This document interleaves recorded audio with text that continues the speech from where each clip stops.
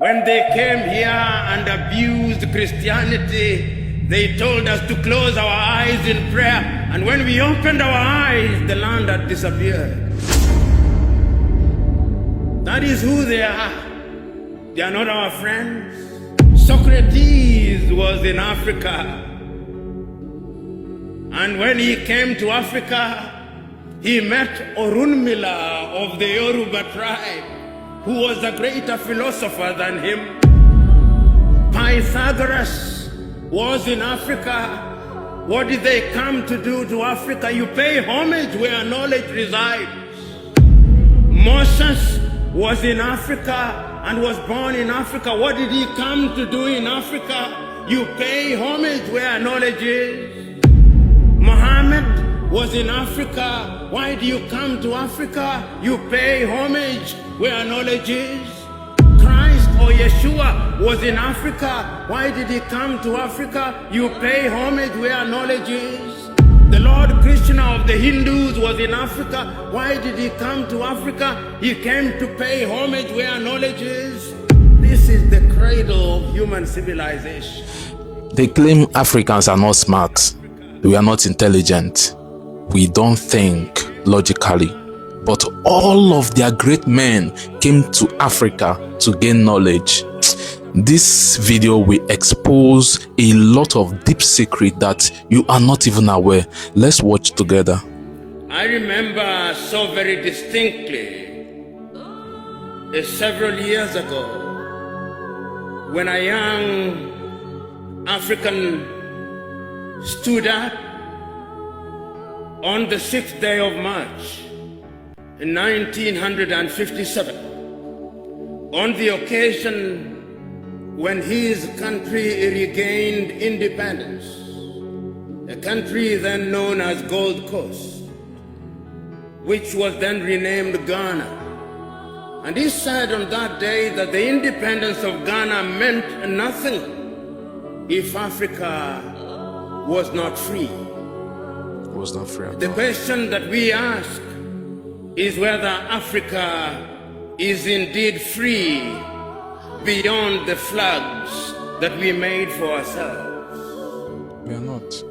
1 year later, that young man stood up again in Accra, Ghana, in the presence of the freedom fighters of the African countries which were still under the colonial yoke, and reminded his audience that Africans had to free themselves. 2 years later in Casablanca, Morocco, that young man stood again and reminded his audience of the significance of freedom. 3 years later, on the 24th day of May, in 1963, that young man stood again in the presence of 32 heads of states and governments of African countries that had regained their independence. On that day, he reminded his audience that their independence newly acquired would mean nothing if they were not united. That their independence would mean nothing if they did not decolonize their minds. That their independence would mean nothing if they did not act with a sense of urgency to liberate Africa. He reminded his audience on that day that while in 1958 he had said, "Seek ye first the political kingdom and the rest will be given unto you," there was a sense of urgency in regaining our independence in all its dimensions. His audience listened to him not. And as I speak to you today, our continent is not at ease. Our continent is not at ease spiritually. Our continent is not at ease economically. Our continent is not at ease in our health. Our continent is not at ease in our education. we live in a continent which has great prospects, but is now in monumental difficulties. And that is why it is legitimate to engage in an inquiry such as this. We have been victimized many times. Many times. And those who spoke before me had the occasion to narrate to you how we were enslaved and commodified by the Arabs. Commodified. The Arab colonization project was a project not only of Islamization, but also a project of Arabization. And when the Arabs were done with us, the European tribes came. If it was not the Portuguese, it was the Dutch. If it was not the Dutch, it was the Italians. If it was not the Italians, it was the French. If it was not the French, it was the Germans. If it was not the Germans, it was the English. We were victimized. That is our history. And when slavery had lost its luster, some from within their ranks pretended that they were abolishing slavery. They introduced yet another thing, the thing called colonization. They came into our continent and claimed that they had discovered us. They came, and while we were here, they discovered the Cape of Good Hope. They discovered us, they claimed. They discovered us. While we were here, they came and pretended to discover all lakes and all rivers. That is how they came. While we were here, they came and pretended that we had no history. But let us assess history, if only to demonstrate to ourselves that the African continent is the cradle of human civilization. You know, when Europeans were still living in caves, the Dogon in Mali had already recognized the stars. This is deep. When the Europeans were still eating raw meat, the Africans had discovered fire. The Africans were the pioneers. And we have no history. And even if you look at all religions and their creation, and I'm a keen reader of the Bible, and the Bible records, and the God said, let us create man in our own image, and that he took soil and formed man out of it. The last time I checked, soil was brown or black, not white. Not white at all. Not white at all. And I can confirm that I checked this morning. The soil is still black, the soil is still brown, and if therefore anybody is created in the image of God, it is we who are of the black race. We the Africans, black race. Islam also says the same thing.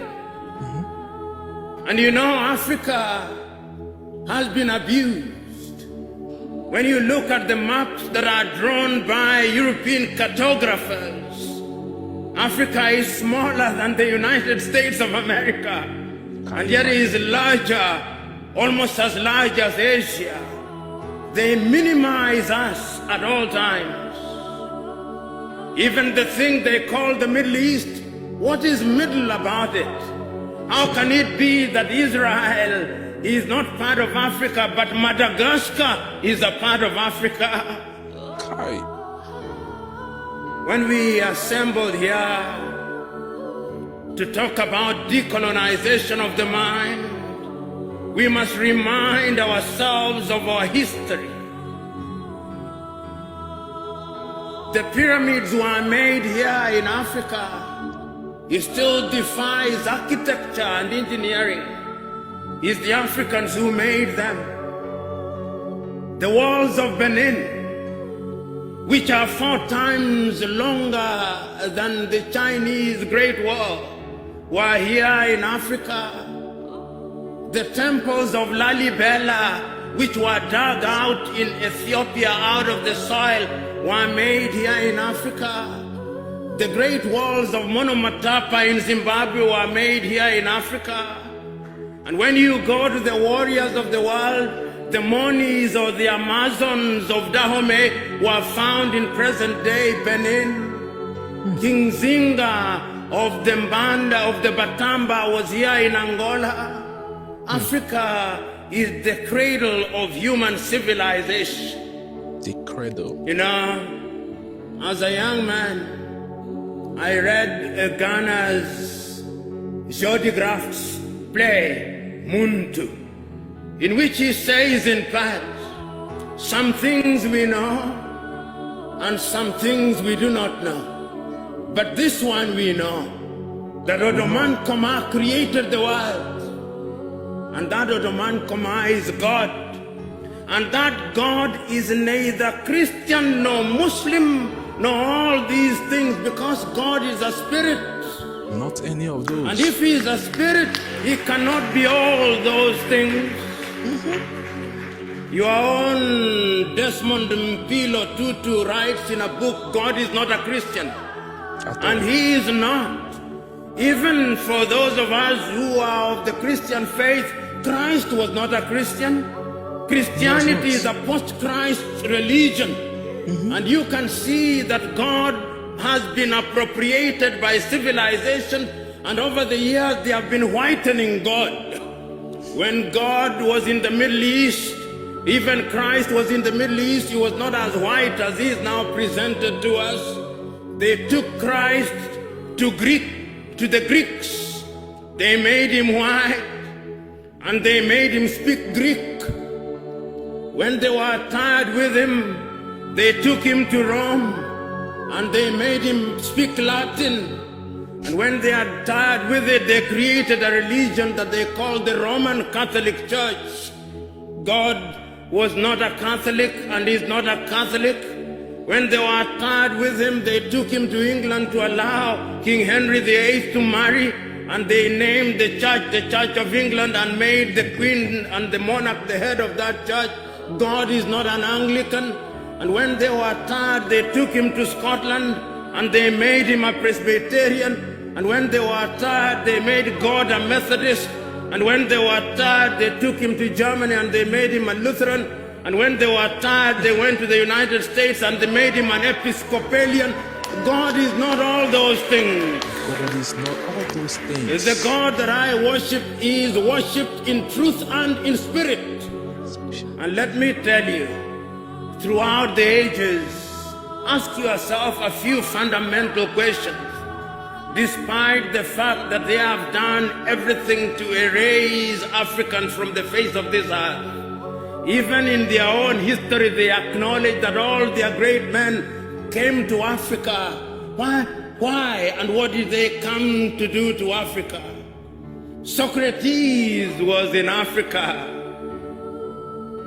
And when he came to Africa, he met Orunmila of the Yoruba tribe, who was a greater philosopher than him.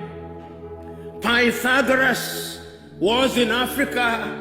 What did they come to do to Africa? You pay homage where knowledge resides. Moses was in Africa and was born in Africa. What did he come to do in Africa? You pay homage where knowledge is. Muhammad was in Africa. Why do you come to Africa? You pay homage where knowledge is. Christ or Yeshua was in Africa. Why did he come to Africa? You pay homage where knowledge is. The Lord Krishna of the Hindus was in Africa. Why did he come to Africa? He came to pay homage where knowledge is. This is the cradle of human civilization. But we have been so beaten over the years. We have been so abused over the years. They enslaved us because they feared us. They colonized us because they feared us. They now have a new project, the neo-colonial project. And I'm told that the neo-colonial project is a twin of another child called colonization. Their mother is imperialism. And imperialism never changes its character, it only changes the masks that it wears. We must be wary of it. It is said, when they came here and abused Christianity, they told us to close our eyes in prayer, and when we opened our eyes, the land had disappeared. That is who they are. They are not our friends. I can still hear through the vicissitudes of time your own Robert Mangaliso Sobukwe saying, there is only one race in the world, the human race, but the whites have forgotten that. The Arabs have forgotten that. The Chinese have forgotten that. It is only we Africans who know that there is only one race, the human race. It is our duty to remind them that that is indeed the divine instruction. After slavery, they came back with religion and colonization. They rediscovered people that they enslaved. They rediscovered people that they enslaved. They rediscovered our rivers. They rediscovered our caves. They rediscovered us. We were not existing before they came back. These are the same people that came at first and enslaved Africans. They took Africans away from African soil to the Western world.